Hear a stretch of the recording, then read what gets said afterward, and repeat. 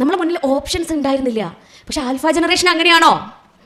നമ്മളൊക്കെ പാരൻസ് ആണ്, നിങ്ങൾ പറയണം എന്തൊക്കെയാണ് ഓപ്ഷൻസ്. നമ്മളെ ഫോണിന്റെ വേർഷൻ മാറ്റിയാൽ പോരാ, നമ്മളും വേർഷൻ അപ് ടു ഡേറ്റ് ആവണം. നമ്മൾ പൊട്ടക്കിണറ്റത്തെ തവളകളാണ് നമ്മളൊക്കെ. ഞാനടക്കം നമ്മളൊക്കെ പൊട്ടക്കിണറിൽ താമസിക്കുന്ന തവളയാണ്. എന്താ പൊട്ടക്കിണറ്റത്തെ തവളൻ്റെ പ്രത്യേകത എന്താ? തവളൻ്റെ വിചാരം എന്താ? എന്തോരം വെള്ളമല്ലേ എൻ്റെ ലോകത്ത്, എത്രങ്ങാനും വെള്ളമാണ്, എന്തോരം മീനുകളാണ്, എന്തോരം ചെടികളാണ്, എന്ത് മനോഹരമാണ് എൻ്റെ ലോകം. തവളയ്ക്ക് അറിയുന്നുണ്ടോ ഈ കിണറിനപ്പുറം മനോഹരമായ മറ്റൊരു ലോകമുണ്ട്? അത് മനസ്സിലാക്കുന്നില്ല.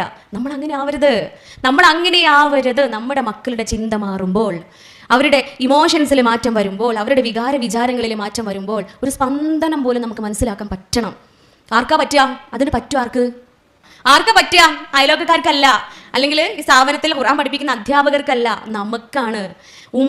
ഉപ്പമാരെക്കാളും ഒരു പടി കൂടുതൽ ഉമ്മമാർക്ക് അത് മനസ്സിലാവും. സൈക്കോളജിക്കലി അതിന് പറയുന്ന ഒരു പേരാണ് ടെലിപതി.